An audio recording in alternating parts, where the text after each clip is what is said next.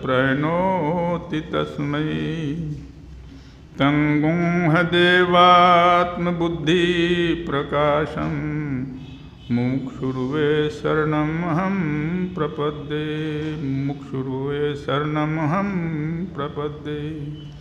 सच्चिदानन्दरूपाय विश्वोत्पत्त्यादिहेतवे तापत्रयविनाशाय श्रीकृष्णाय वयं नमः। अखण्डमण्डलाकारं व्याप्तं येन चराचरं तत्पदं दर्शितं येन तस्मै श्रीगुरु मनोजवं मारुततुल्यवेगं जितेन्द्रियं बुद्धिमतां वरिष्ठं वातात्मजं वानरयूथमुख्यं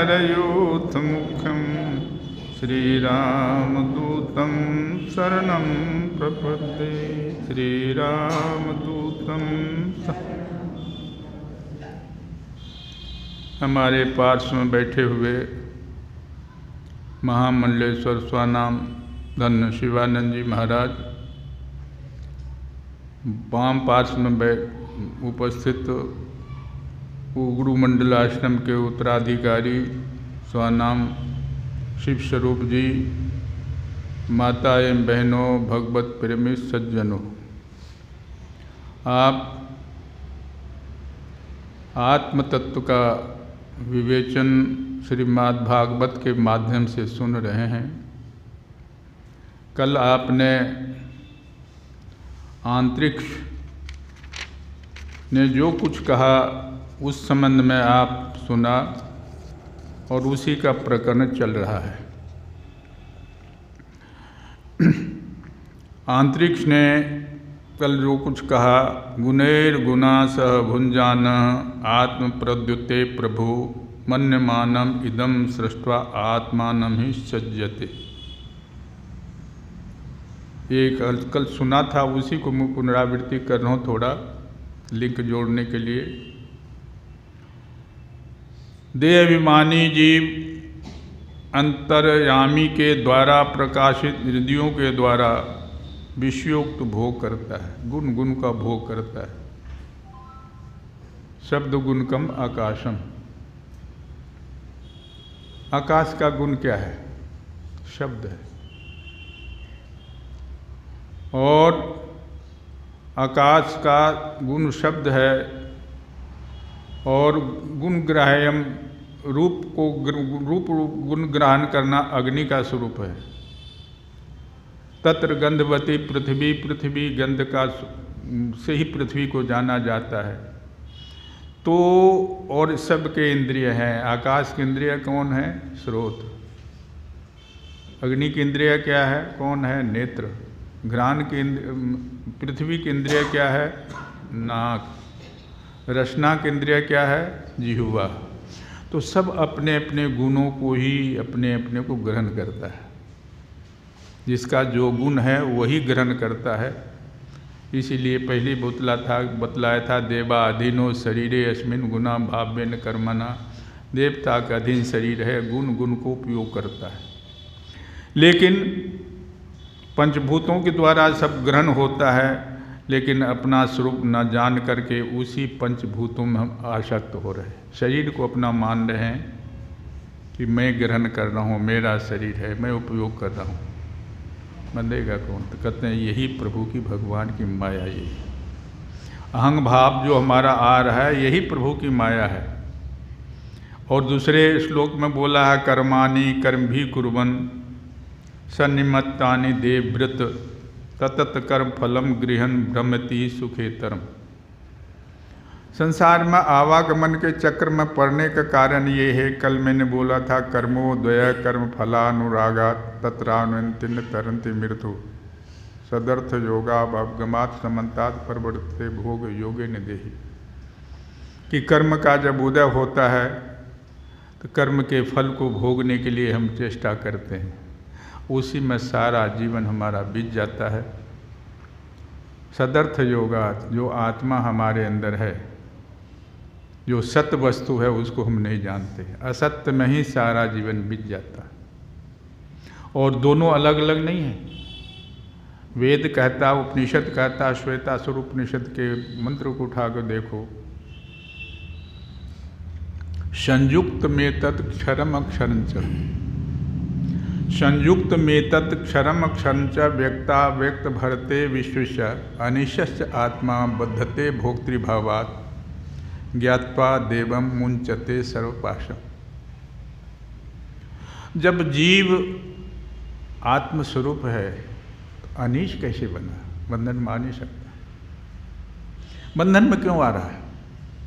संयुक्त में तब क्षरन चरण क्षर और अक्षर, क्षर मतलब द्वामी वो पुरुषों लोग के क्षर अक्षर पढ़ते हो ना गीता में, अभी आपने किया। जो क्षर मतलब जो नष्ट होने वाला, अक्षर जो नष्ट होने वाला, दोनों मिला हुआ है। उसी प्रकार मिला हुआ है। कल मैंने दृष्टांत दिया, याद है कि नहीं है?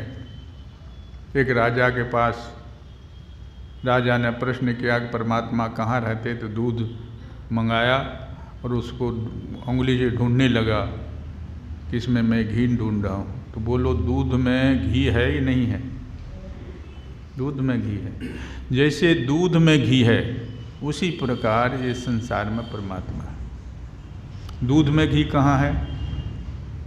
पता नहीं। दूध में सर्वत्र, पता नहीं मतलब सर्वत्र घी है। जहाँ दूध है वहाँ घी है। तो वही कह रहे हैं संयुक्त में तब क्षरं क्षरं च व्यक्ता व्यक्त भरते विश्व ईश्वर। व्यक्त जो संसार में व्यक्त है और जो अव्यक्त है, पुरुष उत्तम है, पुरुष स्तन्यो परमात्मा दुर्धा। जो उत्तम पुरुष है वही दोनों का भरण पोषण कर रहा है। लेकिन ज्ञात्वा देवम संयुक्त में तत्क्षरम चंच व्यक्ता व्यक्त भरते विश्वेशम। और उसको जो जानता है, अनिशश्च आत्मा, आत्मा अनिश क्यों बन गया? बद्धते भोक्तृभावात्। संसार को भोगने की भाव जो है यही हमारे को बंधन में डालता है। संसार बनता नहीं, भोगने के भाव जो हमारा है कि मैं संसार को भोग रहा हूँ, यही कह रहे हैं बनता। वो पहले वाला श्लोक में गया यही बोला, गुणैर गुणान से भुंजाना। आत्मा तभी बनता है जब संसार को भोगने की इच्छा रखता है। तो कहते हैं कि ये अनिशच आत्मा बद्धते भोक्तृभावात् ज्ञात्वा देवम मुंचते सर्वपाशम। जो तुम्हारे पास है, जिसके बिना तुम एक क्षण जीवित नहीं रह सकते। कई बार इसको दोहराया, जब तक आप हो तभी तक शरीर के साथ सबका प्रेम है। जिस दिन आप इससे निकल जाओगे, कितनों प्यारा बाप हो, कितनों प्यारा बेटा हो, शमशान भूमि को ले जाएंगे। तो जो उसको नहीं जानता तो वो बंधन में आता है। जो उसको जानता है, अनिशश्च आत्मा बद्धते भोक्तृभावात्। भोक्तृभाव वो बांधता न, ये जड़ है, ये बांध ही नहीं सकता, शरीर बांध ही नहीं सकता। लेकिन शरीर के साथ हम जुड़े हुए हैं, इसीलिए शरीर बांध रहा है। अनिश्चय आत्मा बद्धते भोक्तृभावात् ज्ञात्वा देवम मुंचते सर्वपाशम। जिस दिन आप उसको जान लोगे, उस दिन आपके ऊपर कोई बंधन नहीं, सारे पासों से मुक्त हो जाओगे, आवागमन से मुक्त हो जाओगे। ये कल इस पर प्रवचन बोला गया है। अब आगे बतला रहे हैं, क्योंकि उनसे यही पूछा गया है अंतरिक्ष से प्रभु की माया क्या है। ये जो योगेश्वर अंतरिक्ष ने योगेश्वर से यही प्रश्न किया है कि संसार की माया क्या है। अब आगे उसी माया पर प्रकाश डालेंगे। इत्थम कर्म गतिर्गच्छन् बहवः भद्रवहा पुमान् आभूत संप्लवात् सर्ग प्रलयावश्रुते अवश। इस प्रकार जीव जो है अनादिकाल से कर्मानुबंधिनी मनुष्य लेके कर्म बंध के आता है और फिर उसको भोगता है, फिर उसी चक्कर में चलता है, उससे निकल नहीं सकता। तो ऐसे जब ऐसे अमंगल कर्म गति को भी प्राप्त होता है, कभी दुख मिलता है, कभी सुख मिलता है। और जीवन में भी आप देखो, जन्म की तो बात छोड़ो, इसी जीवन में कभी सुख मिलता है, कभी दुख मिलता है, कभी आदमी रोता है, कभी हंसता है। तो ये जो कहते हैं अमल गति, जिसके फलों को प्राप्त होता है वह महाभूतों के प्रलय तक, जब तक महाभूत का प्रलय न हो जाए, विवश होकर के जन्म के बाद मृत्यु, मृत्यु के बाद जन्म, जन्म के बाद मृत्यु। कोई संत ने तो ऐसा कहा, भाई मरना तो एक बसांस जीर्णानि यथा, गीता में बसांस जीर्णानि यथा विहाय नवानि गृह्णाति नरोपराणि तथी तथा शरीरानि विहाय जीर्णानि अन्यानि संयाति नवानि दे। जैसे जीर्ण वस्त्र को त्याग करके लोग नए वस्त्र धारण करते हैं, उसी प्रकार शरीर की दशा है। तो बोलो, जब नए वस्त्र मिलता है तो उसमें खुशी होना चाहिए कि पुराने वस्त्र के साथ खुशी होना चाहिए? नए वस्त्र से खुशी होना चाहिए, लेकिन उसको, जिसको ये पता है कि इससे कीमती वस्त्र मिलने वाला है, जिसको ये पता है कि जब हम ये वस्त्र त्यागेंगे तो पता नहीं क्या होगा, नंगे रहना पड़े, कहाँ जाना पड़ेगा, भय हमारा तभी होता है, तभी हम डरते हैं। हम तो यही कहते हैं, हमको झोपड़ी बना मिला है, उसमें खुश हैं, लेकिन झोपड़ी सदैव बना रहे, सदैव बना नहीं रहेगा, शरीर सदैव बना नहीं रहेगा। तो ऐसे परिस्थिति में वो विवश होकर के आवागमन के चक्र में पड़ा रहता है। जन्म के बाद मृत्यु, मृत्यु के बाद जन्म को प्राप्त होता है। ये कहते हैं, प्रबुद्ध कह रहे हैं, यही प्रभु की माया है। प्रभु की माया यही है।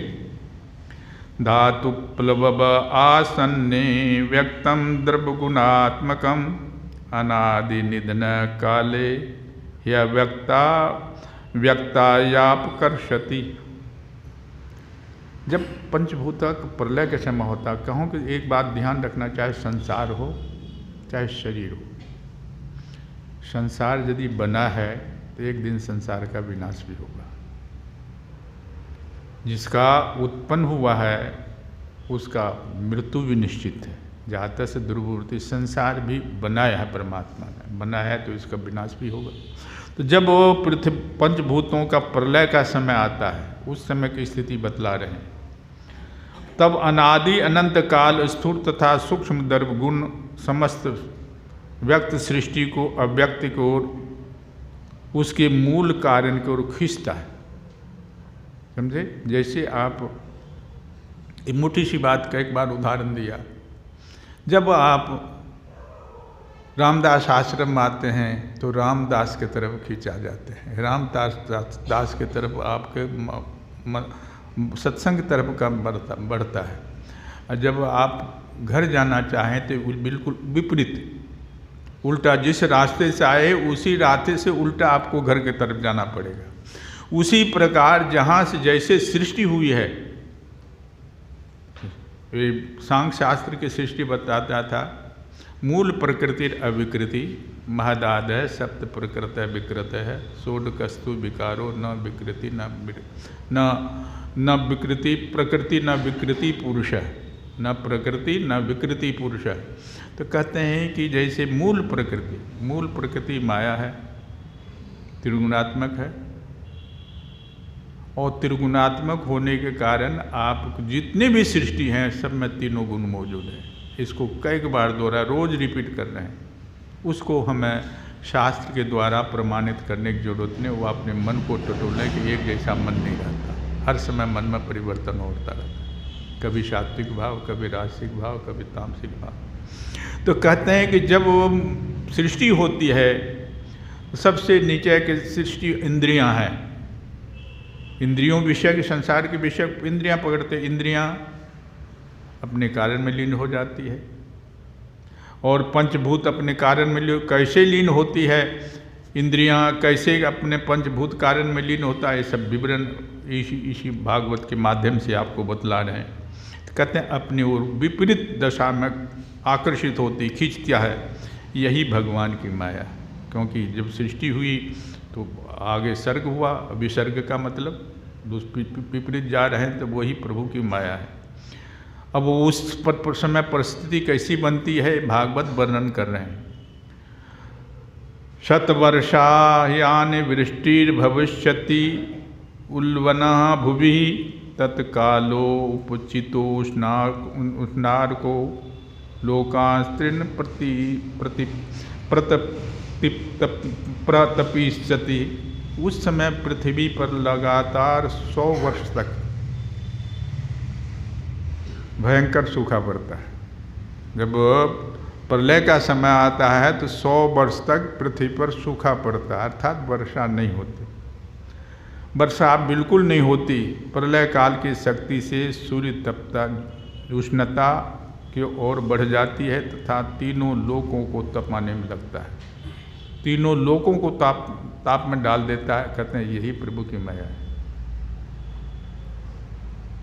पताल तलम आरंभ संकर्षण मुखानल दन ऊर्ध शिखो विश्वक वर्धते वायु नेरित।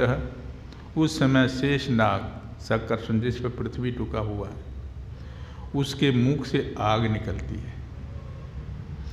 और वायु के प्रेरणा से लपटें पताल के ओर जलना आरंभ होता है और ऊंची ऊंची होकर चारों ओर फैल जाती है। यही भगवान की माया है। जो संकर्षण, जिस पर पृथ्वी रुका हुआ शेषनाग, उसके मुख से आग के लपटें निकलती है, सारी दुनिया जलने लग जाती है। संवर्तको, उसके बाद क्या होता है? संवर्तको मेघ गनो वर्षति स्मः शतम समः धाराभिर्हस्ति हस्ताभिर्लियते सलिले विराट। जब इतना बड़ा अग्नि प्रचंड हो जाती है, सारे विश्व जलने लग जाता है, तब प्रलय काल के संवर्तक मेघ हाथी के सूंड के समान, मूसलाधार जिसको बोलते हैं, हाथी के सूंड के समान मोटी मोटी बूंदें धाराओं से 100 वर्ष तक वर्षा बरसता रहता है, 100 वर्ष तक। उससे यह विराट ब्रह्मांड जल में डूब जाता है। बोले यही प्रभु की माया है। ततो विराजमुत सूर्य वैराज पुरुषो नृप अव्यक्तम विशते सूक्ष्मम निरंधन इवा नल। हे राजन, उस समय बिना ईंधन के आग बुझ जाती, जैसे ईंधन, क्योंकि ईंधन का अस्तित्व जब तक रहता है तभी तक आग का अस्तित्व रहता है। हमारी बात सुने, लिखा है, कभी कभी बड़ा विलक्षण, ये आगे आएगा, अब उसको मैं थोड़ा सा बोल देता हूँ। गीता में आया है, ज्ञान अग्नि प्रदग्धानाम, ज्ञान अग्नि से सारे पाप नष्ट हो जाते हैं। तो पाप नष्ट करके फिर ज्ञान अग्नि भी नष्ट हो जाता है। ज्ञान और ज्ञ का कोई भेद नहीं रहता। ज्ञान का अस्तित्व तभी तक है जब तक अग्नि का अस्तित्व है। ज्ञान अग्नि है ना, ज्ञान अग्नि प्रदग्धाना, ज्ञान अग्नि से सारे पाप नष्ट होते हैं। तो अग्नि का अस्तित्व तब तक है जब तक काष्ठ की अस्तित्व है, लकड़ी की अस्तित्व है, तभी तक अग्नि का अस्तित्व है। और जब लकड़ी जल के राख हो जाती तो अग्नि का अस्तित्व है। तो ज्ञान के फिर ज्ञान ज्ञ का खत्म हो जाता है, द्वैत खत्म हो जाता है। तो वही ये कह रहे हैं, जब सारे सबको जला देती है अग्नि, तो फिर वो एक ही ब्रह्म रह जाता है, फिर दूसरा नहीं होता। तो उसके बाद फिर वर्षा होती है और विराट ब्रह्मांड जल में डूब जाता है। कहते हैं यही प्रभु की माया है। ततो विराजमुत्सृज्य वैराज पुरुषो नृप अव्यक्तम विशते सूक्ष्म निरंधन इवा नल। जो मैंने अभी बोला, उस समय जैसे बिना ईंधन के आग बुझ जाती है, ईंधन के अस्तित्व खत्म नहीं होने के बाद आग बुझ जाती है, वैसे ही विराट पुरुष ब्रह्मा अपने ब्रह्मांड शरीर को छोड़ करके सूक्ष्म स्वरूप अव्यक्त में लीन हो जाते हैं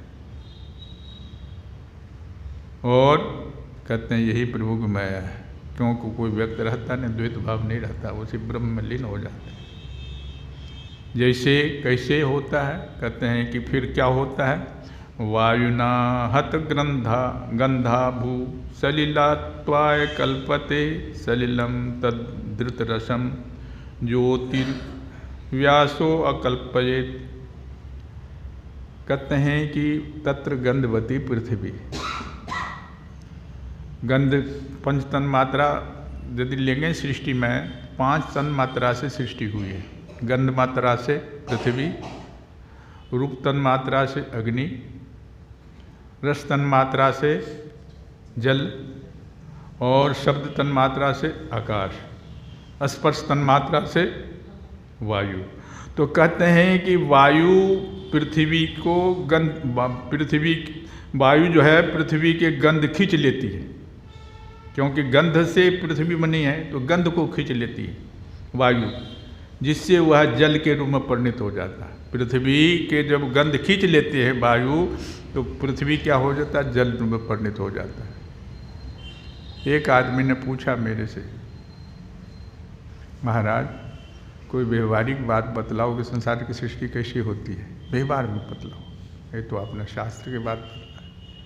मैंने कहा व्यवहार कैसे परमात्मा से सृष्टि होती है, व्यवहारिक बात जानना चाहते हो? बोले हाँ। मैंने कहा आप दोहरो,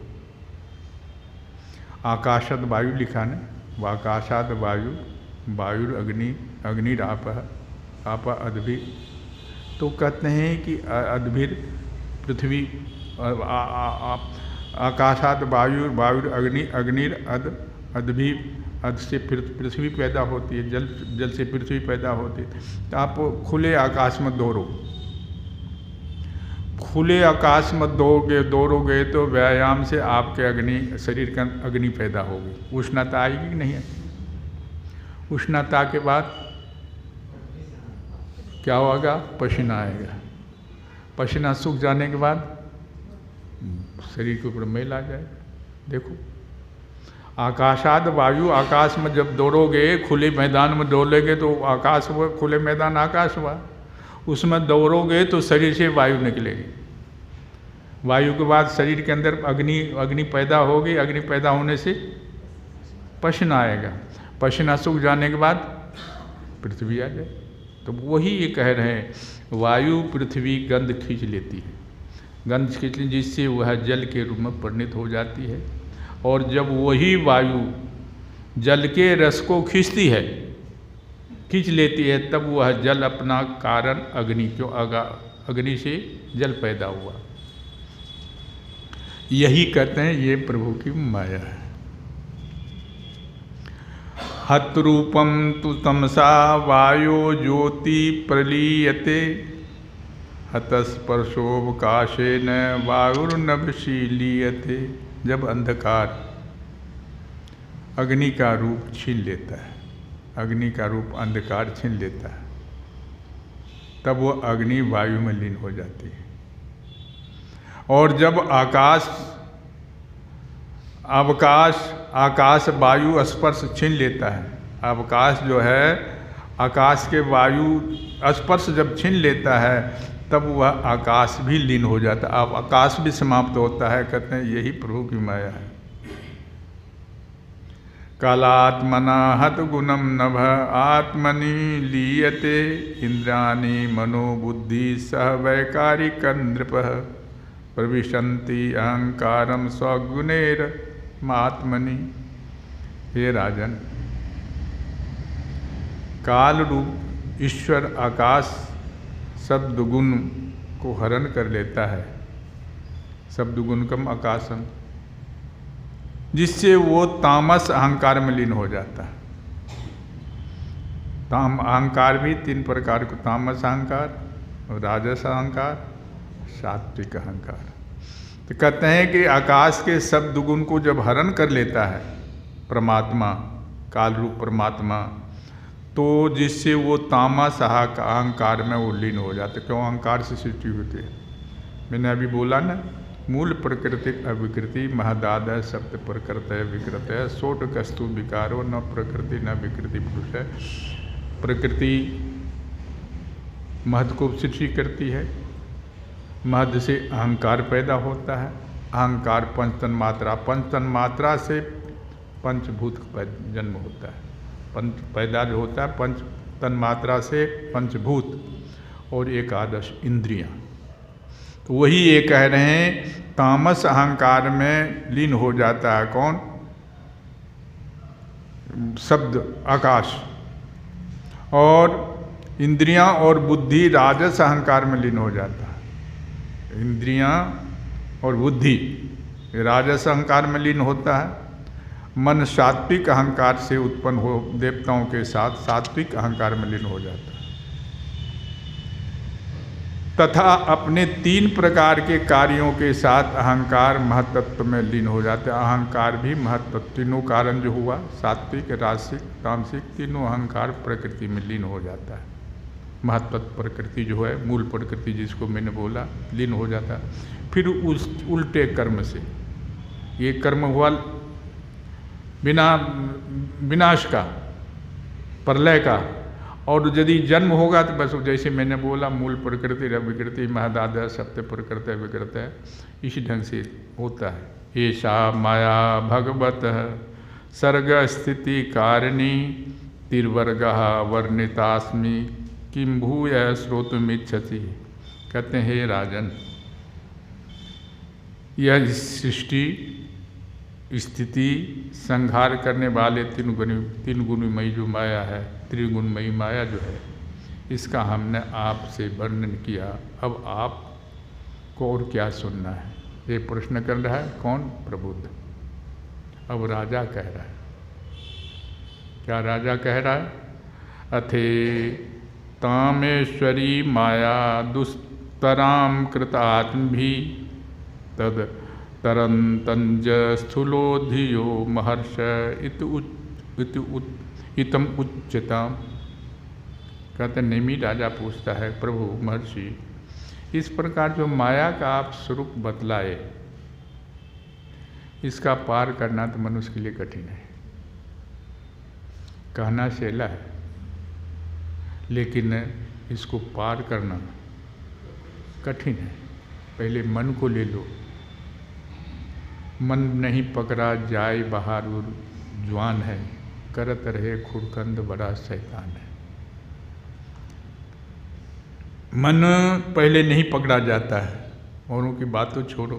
अब आप कृपा करके ये बताइए कि जो शरीर आदि में आत्मबुद्धि रखते हैं, क्योंकि बंधन का कारण क्या बतलाया? शरीर को अपना आत्मा अपना स्वरूप मानना, यही बंधन का कारण है। शरीर को अपने आत्मा मानना यही बंधन का कारण है। शरीर को आत्मा मानना बंद कर दिए, बंधन आपके पास हो ही नहीं सकता। आत्मा कभी बनती नहीं, क्योंकि यत्र यत्र मनोदेही धारियत सकलम दिया लिखा है, बंध मुक्त इति व्याख्या। एकादश स्कंद आएगा आगे, अपने आप बोलेगा, लेकिन मैं बोल रहा हूँ पहले। बंध मुक्त इति व्याख्या गुण तो मेन वस्तुतः। बंधन मुक्ति की व्याख्या यही है कि गुण का हम तरफ हमारी दृष्टि है, न वस्तुतः। यदि आत्मा बनती है तो कभी मुक्त नहीं हो सकती। आत्मा बनती है तो मुक्त नहीं हो सकती। जो बनने वाली चीज़ मुक्त नहीं हो सकती, और जो मुक्त है तो वो बनता नहीं। तो फिर बोले कि बंध मुक्ति की बात क्यों कर रहे हैं? जब आत्मा बनती नहीं तो बंध मुक्ति की बात क्यों हो रही है? तो बोले बात यही रहे कि गुणतः गुण को आत्मा पकड़ती है, इसीलिए बंधन में आ जाती। जैसे आपको बंदर की घटना सुना है। बंदर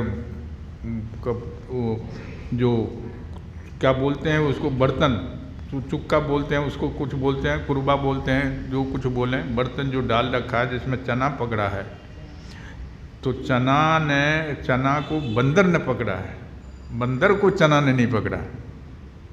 जब छोटे से बर्तन में डालते हैं चना, बंदर हाथ डालता उसमें, तो शिकारी देखता रहता है, अब डालते समय हाथ डाल दिया, निकालते समय निकल नहीं रहा, डंडा मारता है, पूरा दर्द होता है, छोड़ देता है। अब ये बतलाओ कि बंदर ने चना पकड़ा है कि चना ने बंदर को पकड़ा है? बंदर बनता नहीं।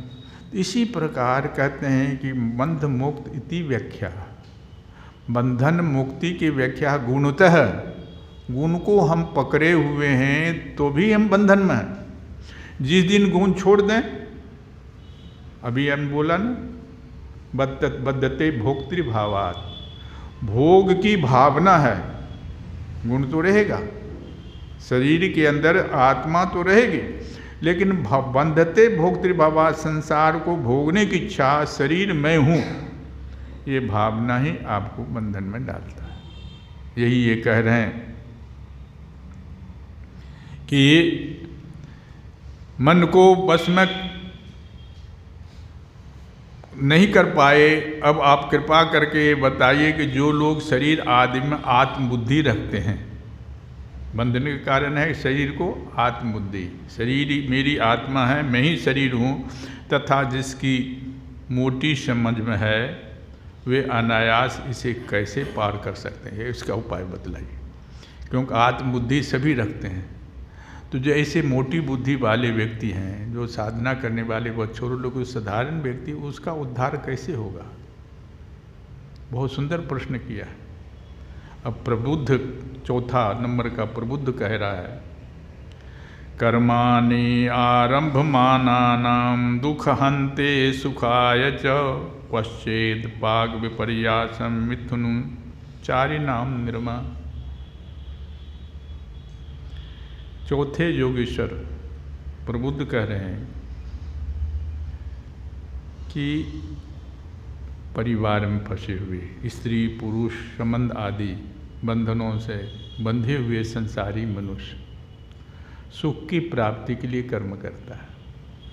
यही करता है, सुख के प्राप्ति, दुख की निवृत्ति। जो भी कर्म होता है शुरू से लेकर के सुख की प्राप्ति, दुख की निवृत्ति, कष्ट ना हो, सुख मिले। बड़े बड़े कर्म करते रहते हैं, बहुत बड़े बड़े कर्म करते हैं, दिन को दिन नहीं समझते, रात को रात समझते हैं, रात 24 घंटा सुख के प्राप्ति के लिए कर्म करते रहते हैं। कैसे मैं सुखी हूँ, मेरा परिवार कैसे सुखी हो, मैं कैसे जीवित रहूँ। जो पुरुष माया को पार जाना चाहते हैं उसको विचार करना चाहिए, क्योंकि सब माया के पार करना नहीं चाहते।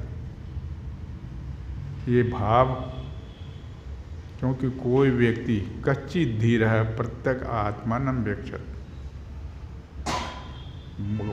मंत्र बोला था, पराच खाने व त्रिणत स्वयंभू तस्माद परांग पश्यति नंतरात्मा। कश्चित धीर है प्रत्यक आत्मानं व्यक्षत, कश्चित कोई धीर व्यक्ति अपने अंदर जो रहने वाला आत्मा है उनके जानने की चेष्टा करता है। कोई हजारों में लाखों में एक व्यक्ति जो चेष्टा करता है कि मैं क्या हूँ, आत्म तत्व क्या है, उसको जानने की चेष्टा करता। नहीं तो पराच खाने सारा दुनिया संसार में के प्रवाह में बह रहा है, संसार ही सब कुछ है। हालांकि जानता है, एक बार की घटना है, एक मृत व्यक्ति को ले जा रहे थे परिवार वाले, समाज ले जा रहे थे, क्या बोल रहे थे, राम नाम सत्य है, सबका यही गत्य है। राम बोलते हैं ना, अंतिम समय यही बोलते हैं। गुजरात में क्या बोलते हैं पता नहीं, लेकिन वहाँ के लोग यही बोलते हैं कि राम नाम सत्य है, सबका यही गत्य। कबीर घूम रहा था, कबीर पूछा क्या बोल रहे हो? बोले कि ये कहाँ जा रहे हो आप लोग? बोले कि शमशान जा रहे हैं। क्यों जा रहे हैं? बोले कि कौन है कंधे पे जो लेके जा रहे हो, क्या हो गया इसको? बोले मर गया है। बोले मर गया है? बोले हाँ। कहाँ ले जा रहे हो? शमशान में ले जा रहे हो। क्या बोल रहे हो? राम नाम सत्य है। तो इसको ले जाके शमशान में क्या करोगे? बोले जला देंगे। तो बोले जला देने के बाद जब घर आओगे फिर भी राम नाम सत्य होगा कि दुनिया सत्य होगी?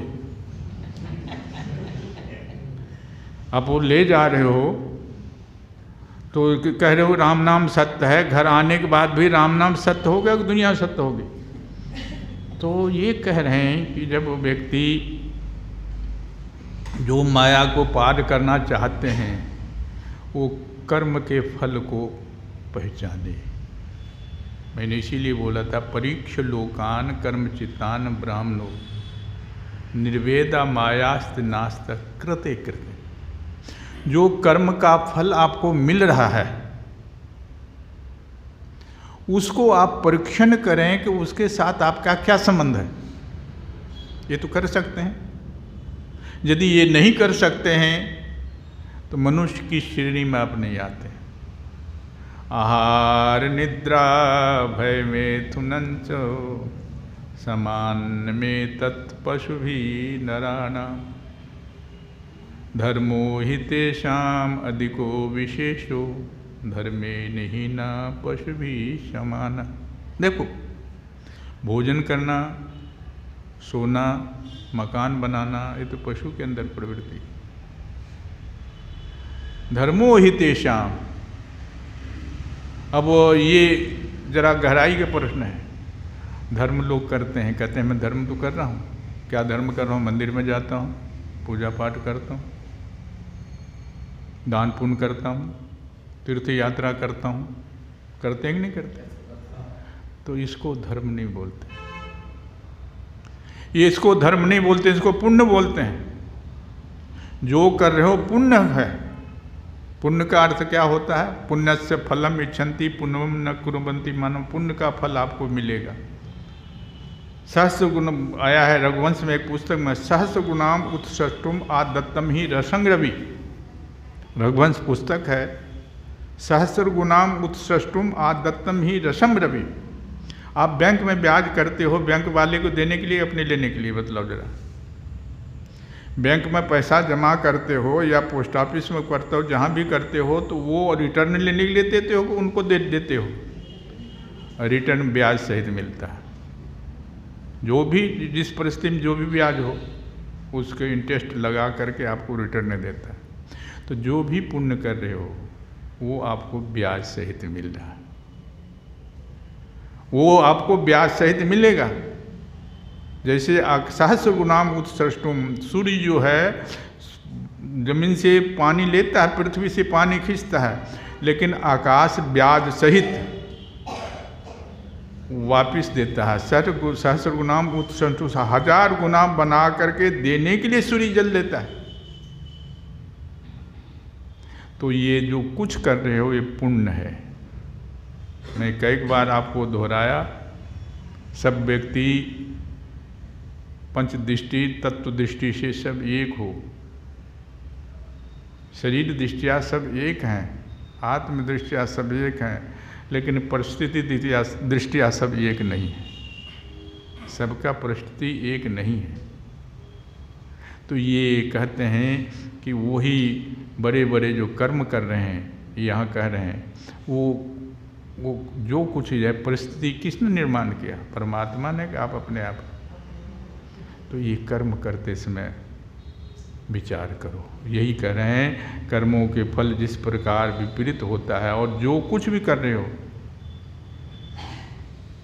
कर्माणि अनारंभा दुख हेतु सुखाय च पश्चेद पाक विपर्यासम। इसका परिणाम आपके ही विपरीत आएगा। आ रहा, जो कुछ भी कर रहे हो बंधन का कारण, दुख का कारण यही है। पश्चेद देखो, पाक विपर्यासम, इसका परिणाम आपके विपरीत आ रहा है। कर्मों का फल जिस प्रकार विपरीत होता है, वे सुख के बदले दुख मिलता है। सुख के बदले दुख मिलता है, पाते हैं, और दुख निवृत्ति के स्थान पर दिनों दिन दुख बढ़ते। दुख निवृत्ति के लिए कर्म करते हैं और पास बनते जाता है। अजरा अमर पाशम, पास दिनों दिन बढ़ता जाता है। कहते हैं ऐसी परिस्थिति में नित्यार्थितेन वित्तेन दुर्लभेन आत्म मृत्युनः गृहापत्याप्त पशु भी किम प्रीति साधिके चले। लिखो, अब और बात को छोड़ो, एक धन की बात ले लो। क्योंकि सबका प्रयास धन के धूरी पर है। जो भी कर्म आप कर रहे हो धन के धूरी पे है। अलग अलग व्यवसाय हो सकता है। गोस्वामी तुलसीदास ने लिखा, सकल कर्म कर फल प्रभु येहू, मन कर्म वचन राम पद नेहू। जितने भी भक्ति का प्रयास है परमात्मा के चरणों में प्रेम बने, यही प्रयास है। भागवत कह रहा है कि जो कुछ भी कर रहे हो, दानं स्वधर्मो नियमो यमश्च श्रुतंच कर्माणि च सद्व्रतानि सर्वे मनोनिग्रह लक्षणांता परो ही योगो मनुष्य समाधि। सबका जितने भी प्रयास है, सबका मन आपका संसार से निकल जाए, यही प्रयास है। इसी प्रकार का जितने भी संसार के लिए प्रयास कर रहे हो, हमारा सुखी जीवन बीते। सुखी जीवन कैसे बीतेगा? जब आपके पास धन होगा ना, तभी तो सुखी जीवन होगा। धन का किसी भी रूप हो सकता, कोई ज़मीन के रूप हो सकता, कोई फैक्ट्री के रूप हो सकता, कोई बैंक बैलेंस के रूप में हो सकता। कहते हैं कि आप देखो, पहले एक धन को ले लो, उदाहरण दे रहा, धन को ले ले, इससे दिन भर दिन दुख बढ़ता ही जाता है, इसको पाना भी कठिन है। कितना लोग देश छोड़ के विदेश जा रहे हैं, काहे के लिए जा रहे हैं? मातृभूमि को छोड़कर, घर को छोड़ करके विदेश में जा रहे हैं, काहे जा रहे हैं? पैसा कमाने के। यदि किसी प्रकार पैसा मिल जाए तो आत्मा के लिए यह मृत्यु रूप है, क्योंकि आपको एक आदमी ने कहा, भोजन का आनंद कब है? भोजन का आनंद कब है? जब भूख हो। सोने का आनंद कब है? जब नींद हो। जब पैसा आ जाता है तो भूख खत्म हो जाता है, नींद खत्म हो जाती है। देखो, वो कहते हैं कि भाई घी नहीं खाना, और सोने के लिए डनलप के गद्दा होता, लेकिन नींद को गोली लेनी पड़ती। कभी कभी व्यक्ति तो संसार को भूलने के लिए शराब का सेवन करना शुरू कर देते। तो कहते हैं एक धन को ले लो, आत्मा के लिए मृत्यु स्वरूप है। जो इसके उलझन में पड़ जाए वो अपने आप को भूल जाता है। एक जगह की बात है, एक सेठ बहुत बड़ा पैसा वाला था, लेकिन डॉक्टर ने कहा दिया था कि भाई तड़का नहीं लगाना। तड़का क्या बोलते तड़के को आप लोग हैं? तो तड़का तुम नहीं लगाना, तुम्हारा लीवर काम नहीं कर रहा। तो उनके पत्नी बोले कि देखो, पड़ोस वाला जो झोपड़ी वाला है उसके यहाँ अच्छी अच्छी खुशबू आ रही है, बढ़िया भोजन बन रहा है, हमारे को आपने कह रखा है कि तड़का मत लगाओ। हैं? हैं? हाँ, 99 चक्कर। तो फिर तड़का न लगाओ। बोले भाई क्या चाहते तुम? बोले कि आप भी तड़का लगाओ या उनका तड़का बंद हो। बोले उनका तड़का बंद हो जाएगा, हम तो तड़का नहीं लगाएंगे क्योंकि डॉक्टर ने मना कर रखा। तो चुपके से रात को जाके 99 रुपया की थैली उसकी झोपड़ी में डाल दिया। दूसरे दिन आया, सवेरे उठा, देखा कि है 99 रुपया है इसमें, इसको 100 पूरा करना है। तो सारा कमाई 100 हो गया, 200 हो गया, 400 हो गया, 500 हो गया। तो इसी ढंग से जब धन को ले लो तो उसकी उलझन में पड़ जाता व्यक्ति, अपने आप को भूल जाता है। इस प्रकार घर, पुत्र, स्वजन, संबंधी, पशु आदि अनित्य नाशवान है, सब जानते हैं। क्योंकि कल बतलाया था, अर्जुन से पूछा, भगवान कृष्ण ने कहा कि देखो युद्ध करो। बोले प्रभु युद्ध किससे करूं?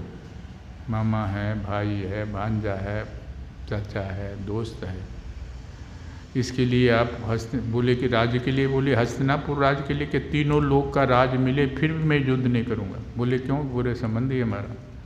तो वहाँ श्लोक आया, अब अव्यक्तादीनि भूतानि व्यक्त मध्यानि भारत अव्यक्त्या निधनादेव तत्र का परिदेवना। जब तुम कुंती के गर्भ में नहीं आया था, इनके साथ कोई संबंध था तेरा? और जब शरीर छूट जाएगा तो कोई संबंध रहेगा? तो ये तो बीच का है, इसीलिए समझ लो। कहने का मतलब ये है, जिसके लिए हम कर रहे हैं वही हमारे विपरीत हो रहा है। बंधन का कारण वही है। यदि कोई उन्हें जुटाल भी ले, पशु आदि, पुत्र स्वजन संबंधी पशु आदि अनित्य नाशमान होते हुए यदि कोई उन्हें जुटा भी ले, इससे क्या उसको सुख शांति मिलेगी? नहीं मिलेगी। दिन प्रतिदिन और अशांति आएगी। एवं लोकम परम विद्यान नश्वरम कर्म निर्मितम सतुल्य अतिशय ध्वंसम यथा मंडल वर्तिना। इसी प्रकार जो मनुष्य माया से पार जाना चाहता है, जो चाहता है कि माया से मैं पार जाऊं, उसे समझ लेना चाहिए कि मरने के बाद प्राप्त होने वाला लोक परलोक ऐसे भी नाश है। जैसे यहाँ ईर्ष्या द्वेष है, बहुत आदमी क्योंकि प्रतिशत प्रधा है, उनके पास बैंक एक गाड़ी था, मैं 2 गाड़ी लेना है। कभी कभी तो ऐसा होता है, वो व्यक्ति पड़ोस वाला दुखी इसीलिए नहीं कि उनको खाने के लिए नहीं मिलता, इसीलिए दुखी है कि पड़ोस वाले की बड़ी बिल्डिंग खड़ी है। कभी कभी तो माइयों में होता है, घर में झगड़ा इसीलिए होता है कि देखो वो उसको अच्छी साड़ी मिली है, हमको कैसी साड़ी दे रखा है। तो ये स्पर्धा जो है, कहते हैं कि यदि कि मनुष्य माया से पार जाना चाहते हैं तो ये संसार को समझना होगा। मरने के बाद जो प्राप्त होने वाला लोक परलोक भी है, वो भी नाशवान है। लोग वहाँ भी प्रतिस्पर्धा है, किसी को अधिक सुख है, किसी को अधिक लाभ है, किसी को कम है, क्योंकि इस लोक की। इसलिए एक व्यक्ति ने कहा कि स्वर्ग का सुख, भगवान राम ने कहा, स्वर्ग हो स्वल्प सुख अल्प दुखदायी। स्वर्ग हो नर्तन देह नर्तन पाई विषय मन दे ही पलची सुधाते सठ बिछले ही। आगे खैर मैं बोल रहा हूँ। कहने मतलब स्वर्ग हो स्वल्प अंत दुखदायी। स्वर्ग में स्वल्प दुख है, सुख है, अंत में दुखदायी होता है। इस लोक की वस्तु के समान वो भी कुछ सीमित कर्मों के सीमित फल वापा मात्र हैं। जो जैसा करता है उसको वैसा फल मिलता है। वहाँ भी पृथ्वी के छोटे छोटे राजाओं के समान बराबर वालों में होड़ चलता है। वहाँ भी प्रतिस्पर्धा है, वहाँ भी एक दूसरे के साथ लड़ाई है। ऐश्वर्य सुख वालों के लिए छिद्रान्वेषण एक दूसरे के कमी को ढूंढता रहता है। ईर्ष्या द्वेष है। तो ऐसी परिस्थिति में कर्मों का फल पूरा हो जाने पर वहाँ से भी पतन होता है। इसके साथ साथ जितने स्वर्ग पुण्य छिन्ने मृत्यु लोके वसंती। जब तक पुण्य है तब तक स्वर्ग का सुख मिल रहा है। और किसी संत ने कहा अहेब नरक अहेब स्वर्ग।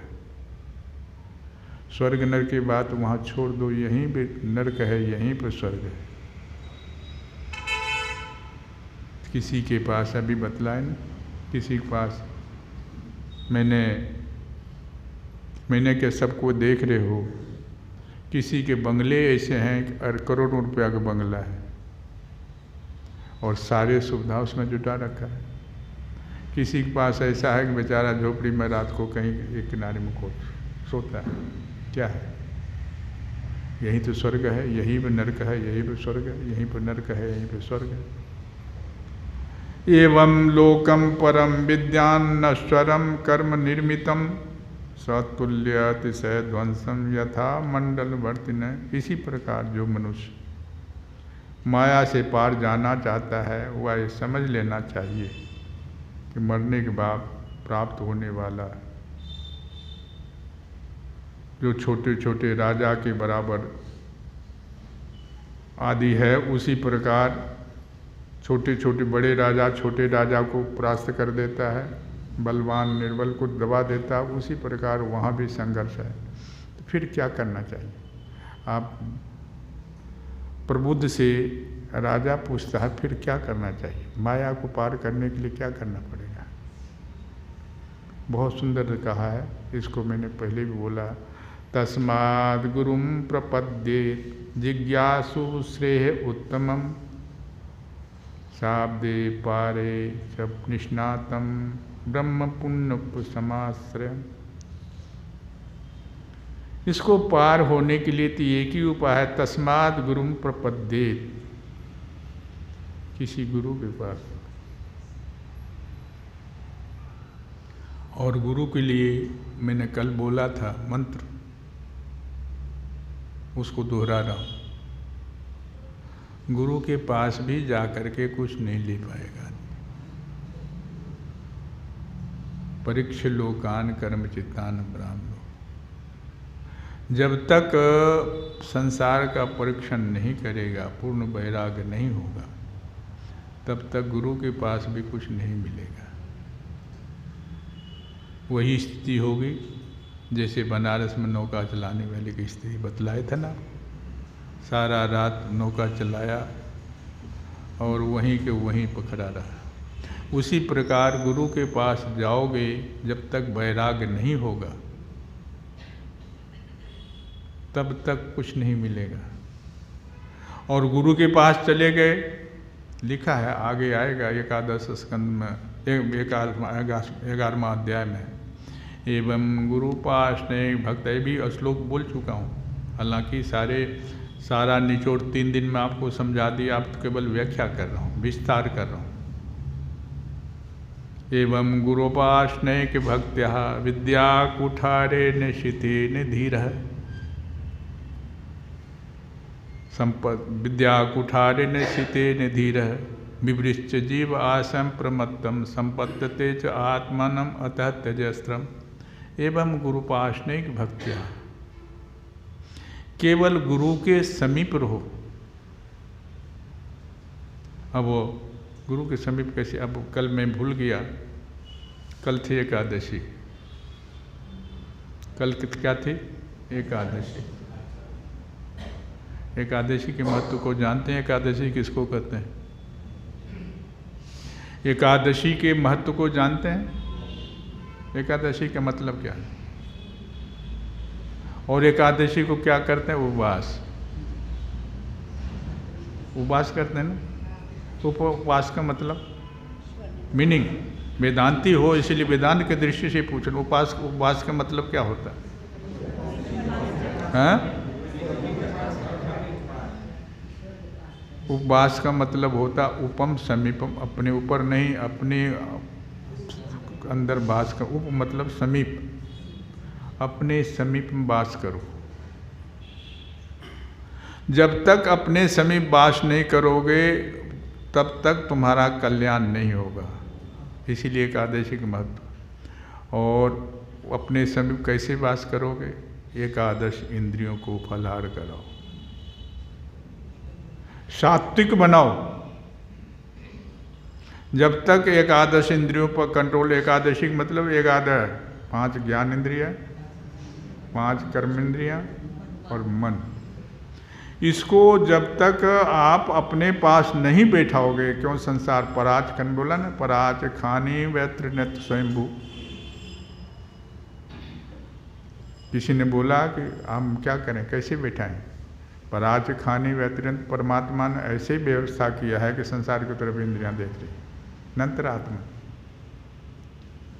संसार के तरफ। नेत्र इसके द्वारा हम संसार को देखते हैं, कान के द्वारा संसार को सुनते हैं, नाक के द्वारा संसार को सूंघते हैं, रसना लेते हैं, बाहर से स्वाद लेते हैं। तो फिर हम अंतर आत्मन कैसे, अंदर कैसे उपवास कैसे कराएं उनको? कहते हैं कच्चित धीर है। इसके लिए आपको मक्कम बनना पड़ेगा। जब तक मक्कम नहीं बनेंगे तब तक अपने पास आप नहीं बैठ सकेंगे। जब अपने को आप जान लिए तो आप में परमात्मा में कोई भेद नहीं। आप में परमात्मा में तभी तक भेद है जब तक आप अपने को आप नहीं जानते, जब तक संसार की तरफ आपकी दृष्टि है। मैंने 66 के अंक बतलाया था ना, आपको याद है? 66 के अंक बतलाया था। द्वासुपर्णा सजा सखायाम का तयोर अन्य पिपलम स्वाद बत्ता। ये जो जीव आत्मा है संसार के स्वाद लेता है, इसीलिए वो बंधन में है। तो ऐसी परिस्थिति में एकादशी का मतलब होता है 11 जो इंद्रियां हैं, इस इंद्रियों को अपने पास बैठाओ, इसका नाम है एकादशी। एकादशी का मतलब भूखा रहना नहीं। और वो फलाहार इसीलिए व्यवस्था किया है कि जो भी अन्न आप खाते हैं उसमें तीनों गुण की कोई न कोई किसी की अधिकता होती है। किसी में तमोगुण गुण, तो जितने पदार्थ हैं तीनों गुण रहेंगे, लेकिन फल में शतोगुण की अधिकता होती है, तमोगुण रजोगुण की न्यूनता होती है। और कुछ ऐसे अभक्ष पदार्थ के लिए इसीलिए निषेध है कि उसमें तमोगुण की अधिकता होती है। तो जिसकी अधिकता होती है, कभी कभी आप व्यक्ति जुकाम हो जाता है, बुखार हो जाता है, कुछ होता है, ज्वर होता है, तो वो देखते हैं कफ पित्त वायु तीन जो है, तीनों के द्वारा शरीर के अंदर रोग पैदा होता है। तो कौन अधिक बढ़ गया उसके समन के लिए औषधि देते। तो कहने का मतलब ये है कि सतोगुण का उदय हो, तमोगुण रजोगुण दबे, इसीलिए फलाहार की आवश्यकता है। और इंद्रियों को अपने पास बैठाना,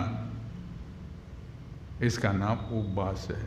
अब आगे चलो, कहते हैं तस्माद गुरु प्रपद्येत जिज्ञासु से उत्तम। कहते हैं गुरु के पास जाओ, लेकिन गुरु के पास कहते हैं जिज्ञासु श्रेय उत्तम। परीक्षित लोकान कर्मचितान ब्राह्मणों निर्वेद माया नास्ति कीर्तन। संसार छोड़ने मात्र से आपका कल्याण नहीं होगा। संसार से वैराग्य हो गया, उससे कल्याण नहीं होगा। तपस्या करेंगे, उससे भी कल्याण नहीं होगा। बिना महद पाद रजो अभिषेकम। जब तक अहं को अब मिटाएंगे नहीं गुरुदेव के चरणों में, तब तक कुछ उपलब्ध होने वाला नहीं है। रहुगन तपसा नाति नत यज्ञा निर्वपनाद भव। रहुगने तपसा नाति नत यज्ञा, यज्ञ के द्वारा नहीं होगा। घर से निकल जाने के बाद भी नहीं कुछ होगा। न जलाग्नि सूर्य बिना महदपाद रजोभिषेकम। जब तक किसी महापुरुष के चरणों में अपने आप को समर्पण नहीं करेंगे, तब तक कुछ होने वाला नहीं। वही कह रहा हूँ, भागवत भी वही कह रहा है, तस्माद गुरु प्रपद्येत। इसीलिए गुरु के पास जिज्ञासु श्रेय उत्तम। गुरुदेव ऐसे हो जाओ, जिज्ञासु बन के गुरुदेव के पास जाओ। लेकिन गुरु कैसा हो? गुरु कैसा हो? श्रोत्रियम ब्रह्मनिष्ठम। उपनिषद कह रहे श्रोत्रियम, जिसकी निष्ठा ब्रह्म के पास हो, जो आपके जिज्ञासा को शांत कर सके, जो आप प्रश्न करें उस प्रश्न का उत्तर दे सके। क्योंकि प्रश्न करना स्वाभाविक है, तर्क वितर्क होना स्वाभाविक है, लेकिन उसको शांत करने का, अर्थात जो वेद शास्त्र का ज्ञाता हो, वेद पारदर्शी विद्वान हो। यहाँ लिखा है गुरुदेव ऐसे हो जो शब्द वेद पारदर्शी विद्वान हो, वेदों का विद्वान हो। वेद जो है विद्ज्ञानी धातु से वेद बना, अर्थात ज्ञान का जिसमें भंडार हो, जिससे ठीक ठीक समझा सकें वस्तु को। जब तक नहीं समझ सकेंगे तब तक उसके प्रति आपकी रुचि नहीं होगी। साथ ही परब्रह्म निष्ठित हो और खुद जिसका अनुभव किया हो। जिन्होंने खुद अनुभव नहीं किया तो आपको अनुभव क्या करेंगे? वेद में आया है अविद्यामंतरे विद्यमाना स्वयं धीरा पंडितम मन्यमाना दंद्रम विमाना परिमुंति मूढ़ा अंधे नेब नेता अंधा। खुद के अंदर तो संसार की कामना छुपी हुई है और आपको वैराग्य को उपदेश दे रहे हैं। पर उपदेश कुछ कुशल बहुत तेरे। खुद को अंदर तो है कि संसार की सारी कामनाएं उसके अंदर है। अविद्याम अंतरे विद्यमाना, अविद्या मतलब संसार। स्वयं धीरा पंडितम मन माना, आपके सामने गुरु बन करके, वैराग्य साधु बन करके, पंडित बन करके, उपदेशक बन करके कहते हैं कि संसार मिथ्या है। मिथ्या हमारे लिए कि आपके लिए भी है? मिथ्या है तो सबके लिए। तो कहते हैं कि स्वयं धीरा पंडितम मन दंद्रम माना, वो व्यक्ति जो ऐसा अज्ञानी है वो तो कुएं में जाएगा ही जाएगा, जो उसके पीछे चलने वाला वो भी कुएं में डूबेगा। पर ये मुंत मुडा अंधे नेव नियता अंधा, जैसे अंधे के पीछे अंधा चलता है वैसी स्थिति होगी। वही कह रहे हैं कि गुरु ऐसा हो, तत्वज्ञानी हो, ताकि अपने अनुभव द्वारा प्राप्त होती रहस्य को उसको बता सके। जब खुद को अनुभव नहीं तो दूसरे को क्या बताएंगे। उनका चित्त शांत हो। साधु की व्याख्या क्या है? भगवान ने आगे कहा है कि कपिल की माँ ने जब पूछा कि साधु कौन? निरपेक्ष मुनि शांतम निर्वैरम समदर्शनम अनुब्रजम। नहीं, भगवान ने उद्धव से बात कर रहे थे। बोले मैं संतों के धूली लेने के लिए पीछे पीछे चलता हूँ। उद्धव ने कहा कि नई बात मेरे को सुनने मिली, आपसे नई बात सुनने के लिए मिली। बोले क्या? हम तो आज तक यही सुना कि संत आपके पीछे पीछे चल रहे हैं। भगवान के प्राप्ति के लिए तो संत बने हैं, तो संत तो आपके पीछे पीछे। आप कह रहे हैं मैं संत के पीछे पीछे चल रहा हूँ। संत के पीछे क्यों चलते हैं? बोले इसीलिए चलता हूँ, चरण की धूली आगे उड़ती है कि पीछे उड़ती है? जब चलोगे रेत पर चलोगे धूली, तो धूली पीछे उड़ेगी कि आगे? पीछे जाएगी। तो उनकी धूली मेरे पर पड़ जाए तो मैं पवित्र हो जाऊं। संत की धूली मेरे शरीर पर पड़ जाए तो मैं पवित्र हो जाऊं। लेकिन उसके पहले संत के लक्षण लिख दिया, निरपेक्षम, किसी से अपेक्षा न रखता। मेरे को क्यों? अपेक्षा व्यक्ति को बांधता है। आशाही व्यक्ति किसी से संसार में बनने का मूल कारण अपेक्षा है। ध्याय तो विषयान पुंसा संगत, किसी चीज़ को डिमांड करो नहीं मिलता है तो क्रोध आता है। तो अपेक्षा ही लोगों को। निरपेक्ष मुनि शांतम, मनन करे। क्या मनन करे? मैं तो कहता हूँ शास्त्र इतना आघात। बहुत आदमी पूछते हैं, हमारे संत जी बोल रहे थे कि बहुत, एक माई पूछ रही थी कि महाराज जी कहाँ से बोलते हैं? तो महाराज जी ने बोला कि भाई वेद बोलते हैं, उपनिषद बोलते हैं, पुराण बोलते हैं, वहाँ से ला ला के आपको सुनाते हैं। तो ये पुराणों में भी, वेद में जिन्होंने दर्शन पढ़ा है, सरदर्शन जिन्होंने पढ़ा है, क्योंकि 6 दर्शन हैं, आस्तिक 6 ही नास्तिक दर्शन, 6 आस्तिक दर्शन है, 6 ही नास्तिक दर्शन है। और कभी कभी एक दार्शनिक में क्रोश हो जाता है, समझे हम? कभी कभी एक दूसरे के बात को काटता है। इसीलिए ज़्यादा रहस्य में जाने के बजाय आप केवल 3 ही बात का मंथन करो। उसको मैं कई बार दोहराया। जन्म के पूर्व हमारी क्या स्थिति थी, जन्म हुआ तो क्यों हुआ, जाना है तो क्या जाना है। यदि आप, लेकिन इसमें एक बड़ा परेशानी है। भागवत में एक, भागवत का एक ग्रंथ है, उसका निचोड़ भागवत के आधार पर बना है, उसका नाम है सुख सागर। सुख सागर। तो सुख सागर में लिखा है, मैंने पढ़ा, एक घर के व्यापारी पैसा लेकर के बाहर से सामान लाने के लिए जा रहा था। बहुत सारे पैसा, उस समय बैंक नहीं था, अपने खिस्सा में पैसा रखा, हजारों लाख रुपया ले करके बाहर जा रहा था कि बम्बई से सामान लाऊं। घर से, गांव से जैसे बाहर निकला, उस समय साधन नहीं था, पैदल के रास्ता था। जैसे बाहर निकला वैसे चोरों को पता चल गया कि ये तो पैसा लेके बाहर शहर में जा रहा है। तो उसके पीछे 5 चोर पड़ गए। अब घर के सीमा से बाहर जब निकल गए तो देख लिया कि हमारे पीछे चोर आ रहा। अब चोरों को भी पता हो गया कि इसके पास पैसा है, और सेठ पैसे वाले को पता चल गया कि मेरे पीछे चोर लगा हुआ। अब वो सीधा रास्ता छोड़ करके आड़ा टेढ़ा रास्ता भागने लगा। जंगल के रास्ता था और तृण से ये कुआं ढका हुआ था। तृण मतलब जानते हैं ना, घास वगैरह से, लताएं फैली हुई थी, घास पड़ा हुआ था, उनको पता नहीं चला। तो उन्होंने भागा तो वो कुएं में जाके गिर गया। कुएं में गिरते समय लताएं थी, लता को पकड़ लिया।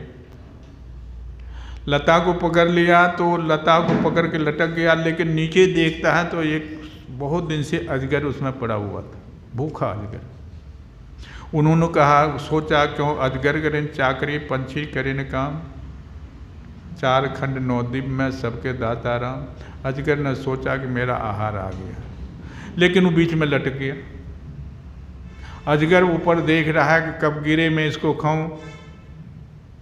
संजोग की बात है, जैसे लता पकड़ के लटका, वैसे उसके हलन चलन से एक ऊपर मधुपुरा ने मधुपुरा लगा रखा था, मधुमक्खी ने मधुपुरा लगा रखा था, उसमें एक तिनका घुस गया।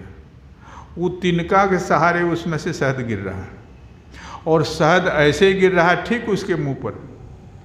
अब उसके विलक्षण स्वाद, जब गिरा उन्होंने तो नीचे सकाल को देख रहा है, सांप को देख रहा है, तो बाहर निकलने के प्रयास कर रहा है, बाहर कैसे इसे निकलूं कुएं से। लेकिन मधुपुरा से जो मध गिर रहा है, मध में इतना आनंद आ रहा है कि निकलना भूल जाता है। नीचे देखता है तो काल दिखाई दे रहा है, ऊपर जा रहा मधुपुरा के शहद गिरता है। लेकिन संयोग की बात है, संयोग की क्या बात है, उसके जड़ में 2 उंदर, सफ़ेद और काला, रात दिन वो काट रहा है। तो वो इसी वहां में वो रहता है। एक दिन उंदर उसको काट देता, वो काल के गल से वो सांप के मुख में चला जाता है। तो वो दृष्टांत मैंने पढ़ा, वो दृष्टांत काल्पनिक है कि सत्य है, उधर नहीं जाते, लेकिन हमारी स्थिति वही है।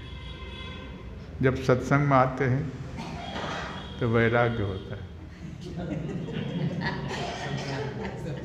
घर जाते हैं तो अनुराग हो जाता है।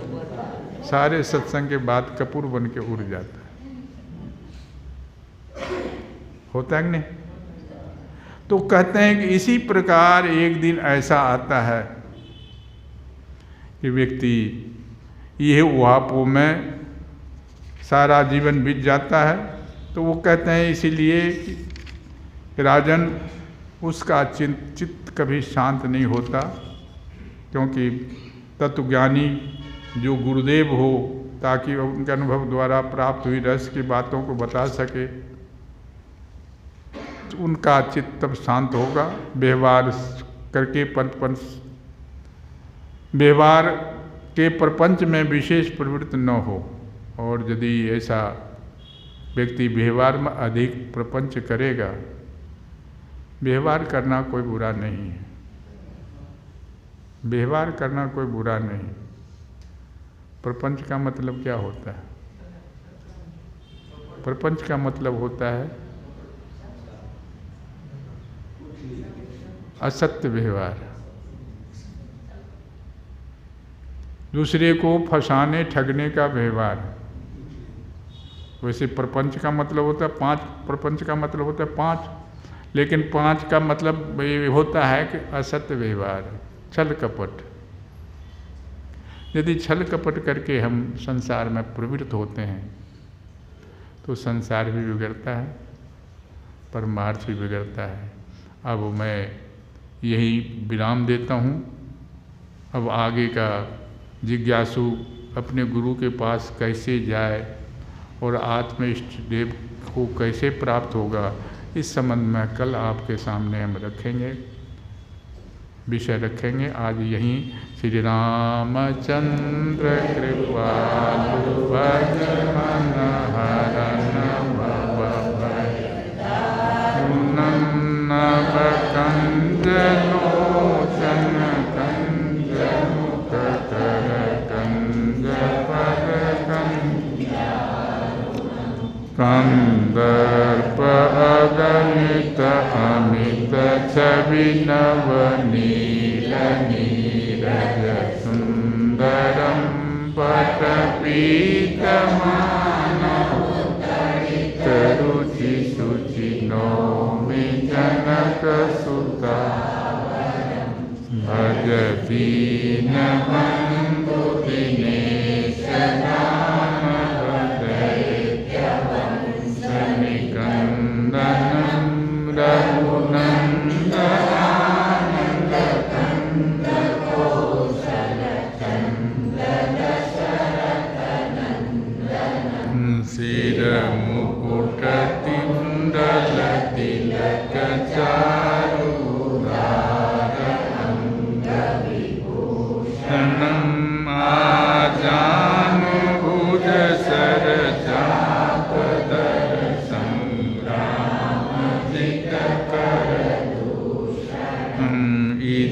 बदति तुलसीदास शंकर शेष मुनि मनरंजन मम हृदय कुंज निवास कुरु कामादिकलकलकंदनम श्री रामचंद्र कृपालु भज मन